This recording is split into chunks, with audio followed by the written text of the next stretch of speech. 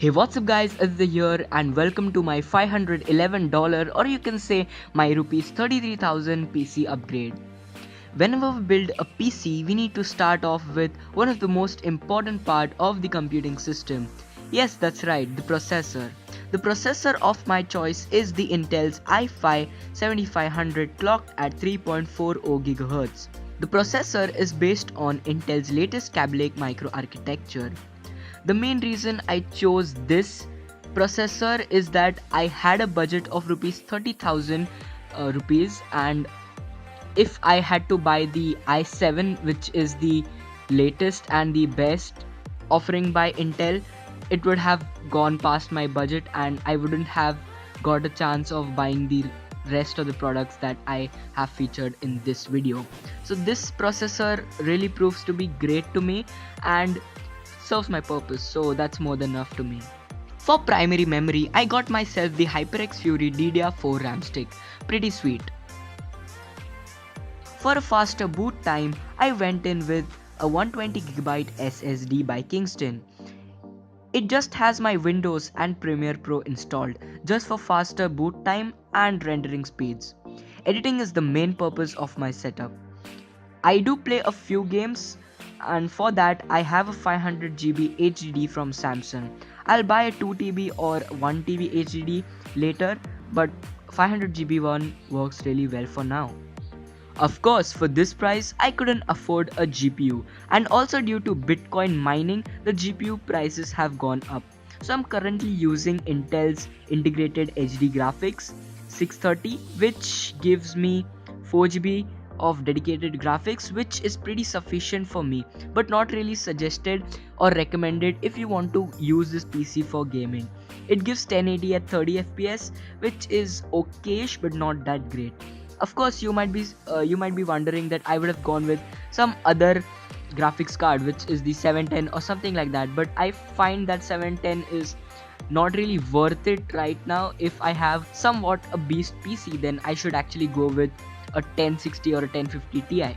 So that's why I did not buy that graphics card. I had it for as an option, but I didn't go for it. To put all these components together, I went in with Gigabyte's H10 MS2 motherboard. This motherboard supports Intel's Core 6th and 7th generation processors and is of a micro ATX form factor.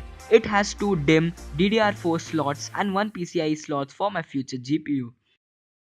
I didn't really spend much on my power supply. I got a 450 watt power supply of Zebronics with my case. Now for making it look like a fully functional PC, I had to buy a new cabinet. Because my old one was really old and didn't look really attractive enough, so I went in with a X-Tech cabinet. And the X-Tech cabinet came in with a 450 watt Zebronics power supply, as I told you above. Of course, I should have gone with a power supply having more capacity, but then it's okay for now. When I'll buy myself some more products, then I'll include a power supply also. The X-Tech cabinet has a RGB fan on the left hand side in the middle of a clear side panel. Well, that just makes the cabinet look cool. Yes, that is the RGB cabinet fan. Of course, you cannot control the colors that come with the fan. Only whatever colors are given in there, they just glow. So you cannot really change the colors of that fan. The cable management inside the cabinet is pathetic.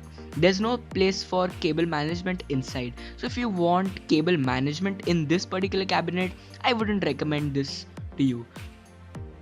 So as to give my PC a gaming look, I got myself a gaming keyboard and mouse combo from Circle Gaming, and I also got a mousepad free with it. Wow, nice. The cables of the keyboard and mouse are braided and the USB connector is gold plated, which is really nice. It feels really premium. The keyboard is not mechanical because I didn't have enough money to buy it, and I also don't really like that clicky sound. Although the keyboard is RGB and can change into 3 colors, blue, red and violet, and also has breathing mode. We can also change the intensity of the color or brightness of it by using these keys.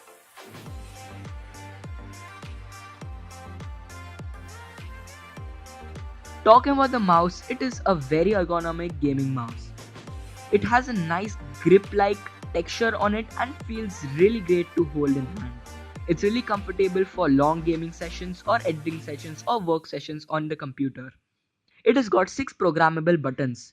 It also has a DPS switch and the colors can be changed with software provided in the box. The buttons are really clicky and are very well placed. Overall, the keyboard and mouse provide an aesthetic feel to the setup.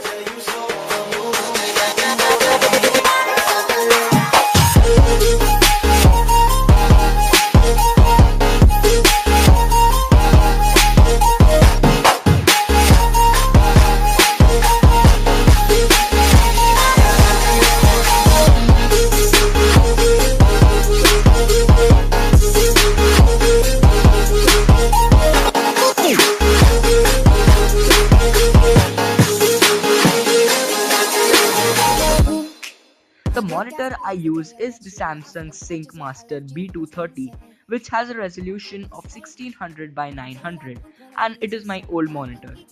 Didn't really have any problems with it, so I am still using it. Will upgrade in the near future. So all the parts that I have mentioned in the video are bought offline so as to get more discount. All the product costs are given in the description box down below, so make sure to check that out as well. So that was pretty much it for this video. I hope you enjoyed it. Make sure you give your opinions on my setup in the comment section down below so that it would help me to improve mine. If you liked it, then hit the like button, and if you loved it, then subscribe. I'll see you around.